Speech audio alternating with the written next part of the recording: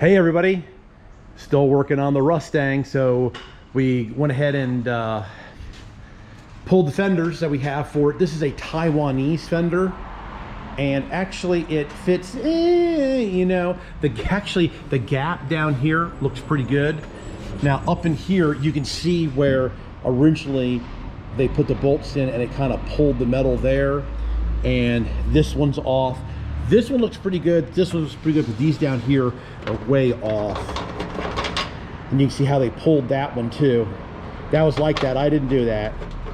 And then look how off this is. But I was looking in here. It looks like this is bent in. So we need to get in here and bend this out. So maybe that will align pretty good. Now this is a factory fender on this side. And this fender here really looks like, I don't have it bolted in, really looks good. It's a little tight down here, and it looks like it might have a little bit of a dent that we're gonna pop the panel back out. But you know, before painting, you want to pre-fit your fenders. I'd like to slide this fender forward a little bit, but the headlight bucket in here is keeping me right here from coming any farther forward. So I think we're gonna pull the fender off, and we're just gonna go ahead and trim this back a little bit, and then maybe, no, that one really doesn't need to be trimmed.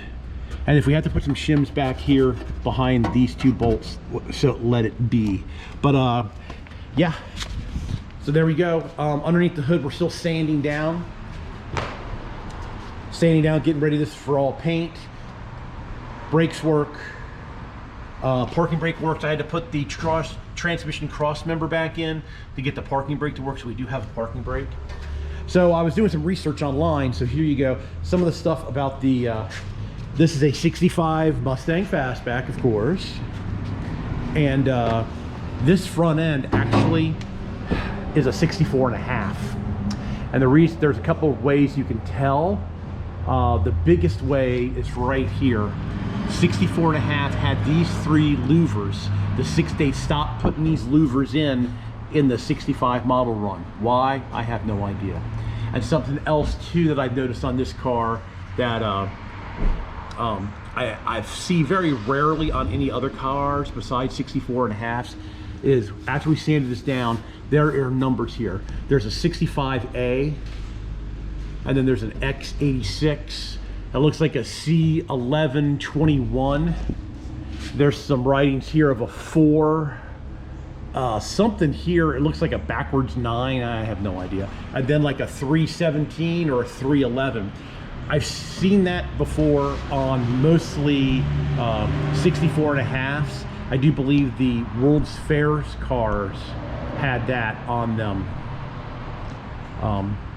So basically a 65A, I do believe, means, you know, it's a coupe, but I don't know what the rest of the numbers mean. I have no idea.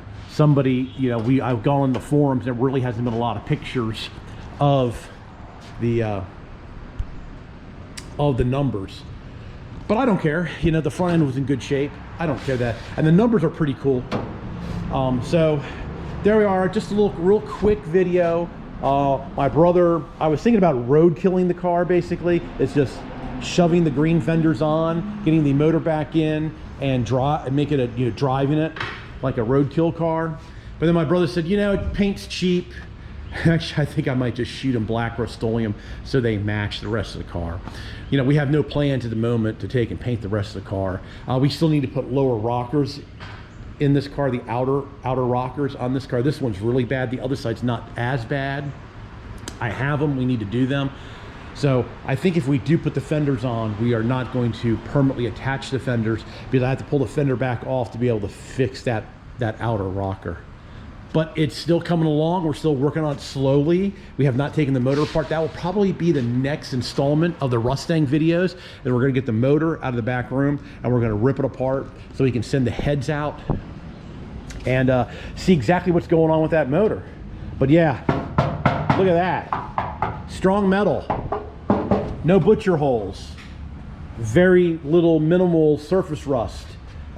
We've done a little seam sealing up in the corners to hide our crappy welding, but the front end is nice and tight.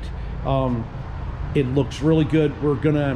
My time has run out right now. I have to get this car out of here. So we're gonna take the car back home, and G Junior is gonna go ahead and finish sanding underneath the hood and getting this painted. And then I'm gonna work on these fenders a little bit to get them lined up. And that'll be it. All right, everybody. Well, thanks a lot for watching. I don't know where this video is gonna go in this. Is this gonna be a update video or just a regular video? So we've gone a little bit over 5 minutes on this video, so I'll leave it here. So thanks a lot for watching. You can always subscribe right there in that corner. Please give me a thumbs up if you like my automotive videos in the Rustang series. And remember, we have merchandise. Look in the description below for my G Automotive and More Printify store. We have Rustang shirts and hoodies, so go check them out too. All right, everybody, thanks a lot for watching. We'll catch you all on the next one.